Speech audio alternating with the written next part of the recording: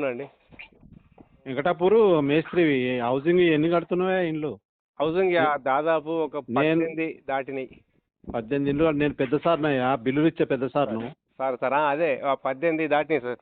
18 కడుతున్నావు, కనీసం సార్ను కలుస్తా అనేది బుద్ధి జ్ఞానం అనేది ఏమైనా ఉన్నదా నీకు?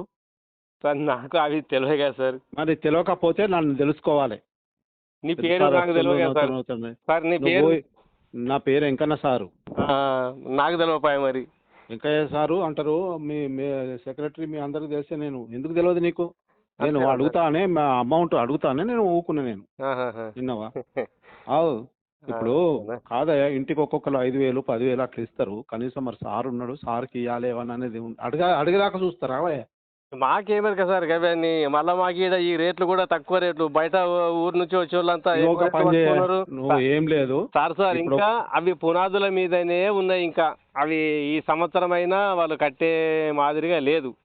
ఏమున్నా ఒక 4 నడుస్తున్నాయి. నీకు 3-4 నడుస్తున్నా కదా.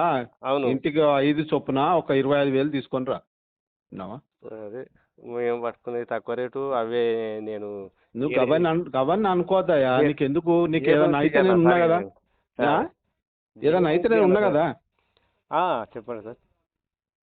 ఇప్పుడు నేను రేపు 12 వరకు వస్తా. 12 వరకు రేపు బ్లాక్ ఆఫీస్ తెలుసు కదా నీకు? తెలుసు. ఆ బ్లాక్ ఆఫీస్ కాడికి రా. సరే అందులోనే ఉంటా నేను. Okay sir. లేకుంటే ఇలా 4కి రా. 4కి బ్లాక్ ఆఫీస్కి వచ్చినా ఉంటా నేను.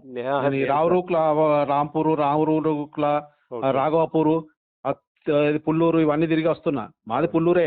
మా ఊరు పుల్లూరేనా? విన్నావా? సరే సార్. ఇవాళ 4 గంటలకు రా. ఇవాళ వీలు కాదు, అంతా నేను. మరి రేపు రా. నేను సిటీస్ ఉన్నా, మా బిడ్డ దగ్గర పోయినా.